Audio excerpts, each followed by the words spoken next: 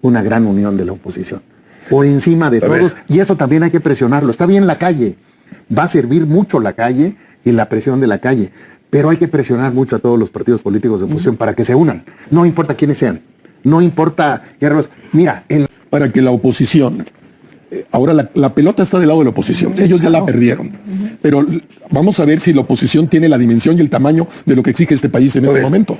Pero a ver, tiene que ir unida. Claro. Dos, tiene que buscar candidatos, líderes sociales que no están en los partidos. Es correcto. Entonces tenemos que vender qué somos.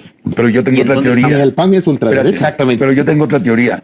A toda la gente del mundo, no solamente en México, ya le vale una chingada a la derecha, ultraderecha y ultraizquierda. Les vale una chingada. Votan por candidato y por tendencia. Punto. No creo que les importe que yo soy de derecha o de izquierda.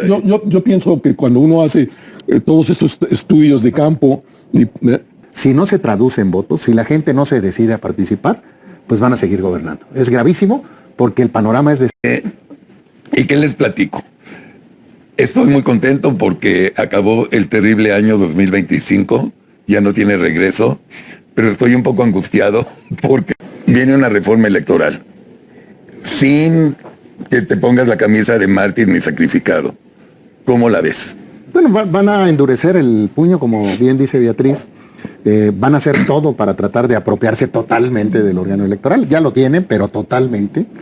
Van a tratar de dejar a los partidos, los nuevos y los que existen, PRI, PAN, MC, que son la oposición actual, sin recursos económicos. Ellos los tienen a través de los presupuestos por fuera, los tienen a través del huachicol y los tienen a través del crimen organizado. Van a tratar de disminuir los recursos. Van a disminuir plurinominales, los atacan mucho, pero ellos son los que tienen más plurinominales. Por cierto, el vocero de Morena es plurinominal, si no me equivoco, fue plurinominal. Adán Augusto es plurinominal, Monreal es plurinominal 50 veces, o sea, los que más plurinominales tienen es Morena. Los que más dicen que, ¿quién los puso? Pues los puso López Obrador en su momento y un poco le preguntaron a Claudia. Entonces, sin duda esto que comenta Mario de la economía se refleja en el electorado. ¿Qué van a tratar de hacer? Desalentar al electorado. Eso es lo que van a pretender, para que con su movilización, con lo que ellos tienen cooptado, con programas sociales, más toda la compra de líderes, etcétera, si no se moviliza la sociedad, si no se traduce esta inconformidad, estas marchas, estas paralización del país con los transportistas, con los productores agrícolas, con este asalto al agua de los mexicanos, con esa reforma, si no se traduce en votos, si la gente no se decide a participar, pues van a seguir gobernando. Es gravísimo porque el panorama es desalentador, la economía adverso, como lo señaló Ulises. Creo que van a intentar otras cosas, es decir, porque necesitan una presidencia, sí que ya hoy es por supuesto, es un país y un gobierno presidencialista, pero me parece que van a intentar hacer reformas donde logren instituir una presidencia mucho más autoritaria y mucho más unilateral, ¿sí? Y darle a la presidenta o al presidente en turno de Morena otro tipo de facultades que en este momento no tiene y que no tiene por la Constitución, por lo que te dice la Constitución misma. Mira, yo te diría simple y sencillamente la facultad que le puedas dar al presidente de la República en turno para disolver el Congreso. Una facultad que entiendo en este momento no tiene la Constitución, pero que sí se la dieron en su momento con la reforma que hizo Hugo Chávez en Venezuela, sí tiene esta facultad. Y también la facultad para poder terminar de borrar todos los controles constitucionales que todavía existen de alguna manera. Muchos de los abusos de poder que han cometido a lo largo de estos 7 años, creo que la intención va a ser trasladarlos a la Constitución. De tal manera que creo que esta reforma electoral no solamente es peligrosa por lo que implica en términos de control de resultados electorales, sino también lo que puede llegar a ocurrir a futuro con el resto de las reformas que no se han hecho a la Constitución. Y se va a acabar en los próximos 2 meses. Entonces, estamos ante una nueva realidad, que es un nuevo régimen político, que a todos los que estamos aquí sentadas y sentados, y los que nos están viendo en la televisión, pues implica que tenemos que reformularnos de otra manera nuestra oposición, en razón de un régimen absolutamente autoritario, centralista, diría yo dictatorial, no solo autocrático, sino dictatorial.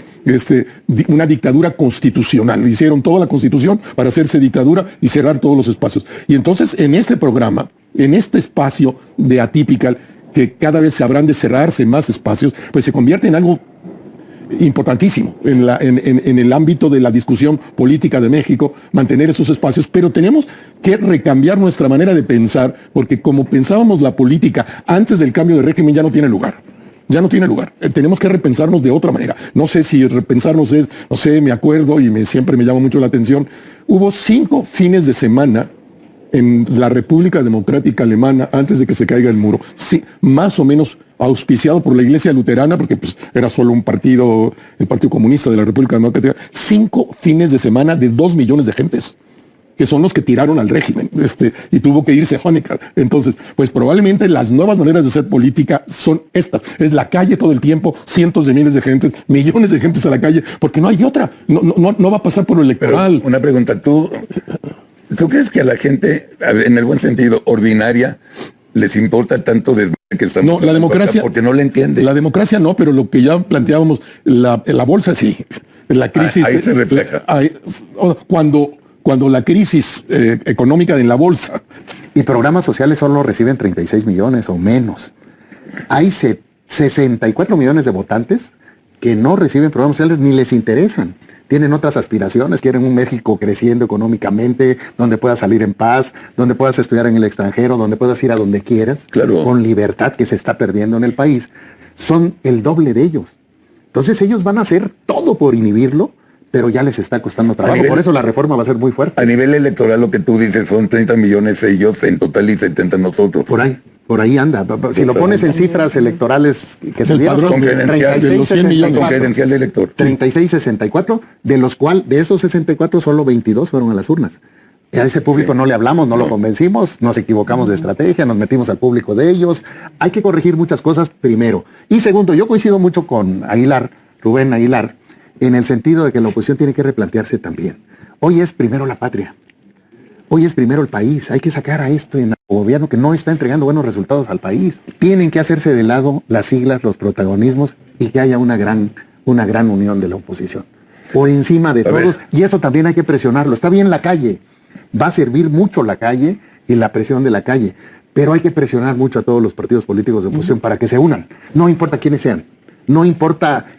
Mira, en la síntesis, gobernó mejor el PRI y el PAN, con todas las deficiencias, que Morena. Sin duda. Es impresionante la diferencia. Sin duda. Es impresionante cómo hubo buenos gobiernos. Pero el pueblo se da cuenta. Ya empezó. Ver, yo creo porque que sí. Tú has salido. Es que Mario y yo hemos platicado mucho a nivel personal. Y Mario era de los que, siendo el secretario de Hacienda del gobierno legítimo, tú tenías obligación de salir a la calle. Sí, claro, a ver, yo tenía que ir a difundir la palabra del Señor. Y yo me iba a unidad real y se construye una buena candidatura, hombre o mujer, el que sea, y que todo el mundo, la oposición, diga, ¿sabes qué? Este gana o esta gana, vamos por ahí. Va a ser muy difícil que no ganemos las elecciones, que no ganemos el Congreso, los principales estados de la República en el 27 y se enfile hacia el 2030, ¿no? Por eso se preparan para no entregar el poder. Ya entendí, Rubén. Pues a mí sí me parece que en este momento, dadas las condiciones, con todos los elementos que hemos dicho en términos económicos, sociales, están dadas las circunstancias que no estaban dadas en el sexenio de López Obrador, para que la oposición... Ahora la pelota está del lado de la oposición, ellos ya la perdieron, pero vamos a ver si la oposición tiene la dimensión y el tamaño de lo que exige este país en este momento. Pero a ver, perdón, Beatriz, y contigo me he peleado 40 veces sobre este tema. No se nos puede olvidar que en la elección de Titina nosotros votamos con el 46% de los que fueron a votar. 54% votó por Titina. Y en ese 54 incluye Verde y Partido del Trabajo. 8 puntos de diferenciación en una elección tan controlada por ellos y traicionada por el Tribunal Electoral, etcétera, etcétera, etcétera. A mí, con López Obrador, a mí me dicen mucho más de lo que ustedes están diciendo. Desde la época de la elección de Titina, el 46% es un índice muy fuerte, pero muy fuerte, como referencia para la elección del próximo año, del 27. Pero tú hablas del abstencionismo, ¿o de qué hablas? No, yo hablo que no se nos olvide que los que fueron a votar, de la oposición fuimos el 56%, y la que ganó, Titina ganó por 8 puntos. Ok. Que es una mierda.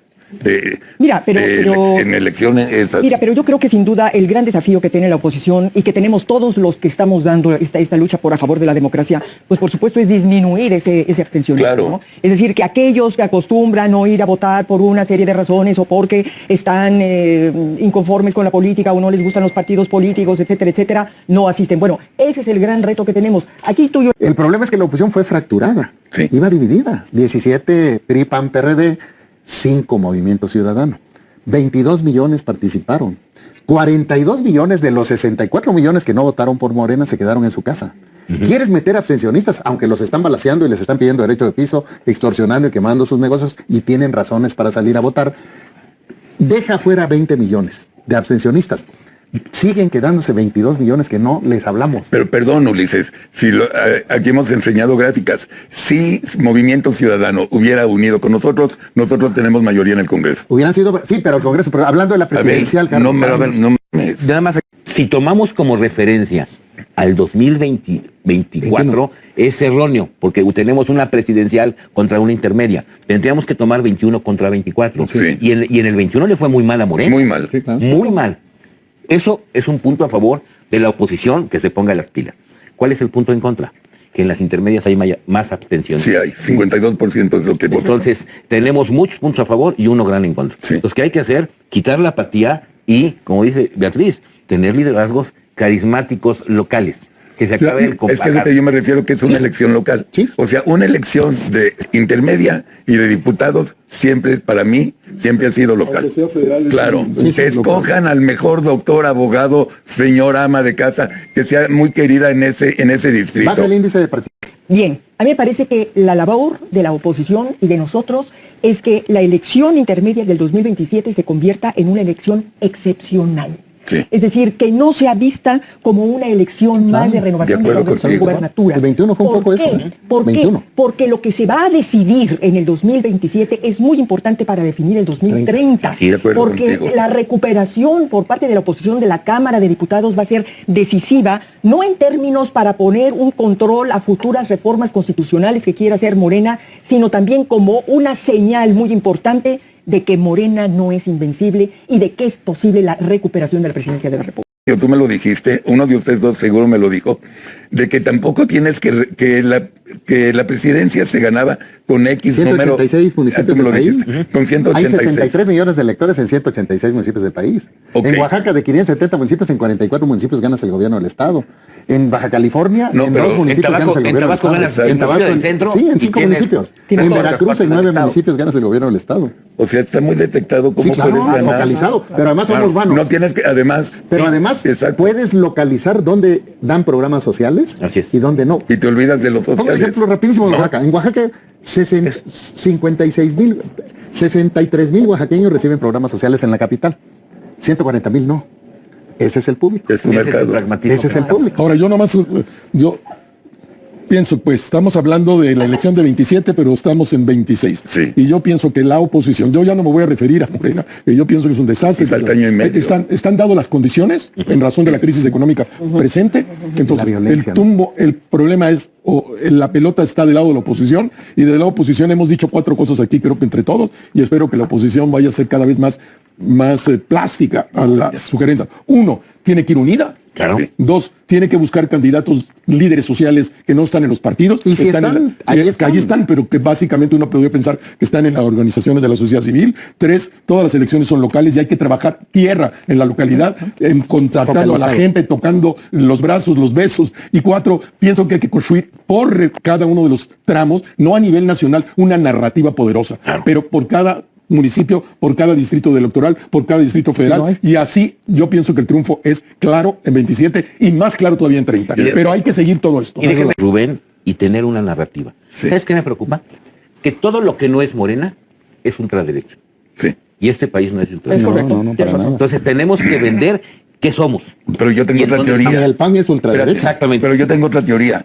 A toda la gente del mundo, no solamente en México, ya le vale una chingada a la derecha, ultraderecha y ultraizquierda. Les vale una chingada. Votan por candidato y por tendencia. Punto. No creo que les importe que yo soy de derecha o de izquierda. Yo pienso que cuando uno hace todos estos estudios de campo, Esa es la tendencia claramente. ¿Verdad? Es excepcional Es cierto. que cuente la marca del El partido. tema La gente vota por personas y vota por afectos. Son emociones. una franja. No hay, no Esa es hay, la ventaja. no son grandes ideas, sino Que son les dé respuesta y emociones. le dé soluciones. Sí, ¿no? señor. Nada más Exactamente. eso. Mira, Es lo que no en está El dando la Salvador, 4T. no, pero es que muy bien. Tú sabes que en El Salvador Bukele tiene un rating altísimo de aprobación. El más grande del mundo. Rompió todas las reglas de la democracia. Absolutamente Cierto. todo. Es un mini dictador. Les vale una cagada a los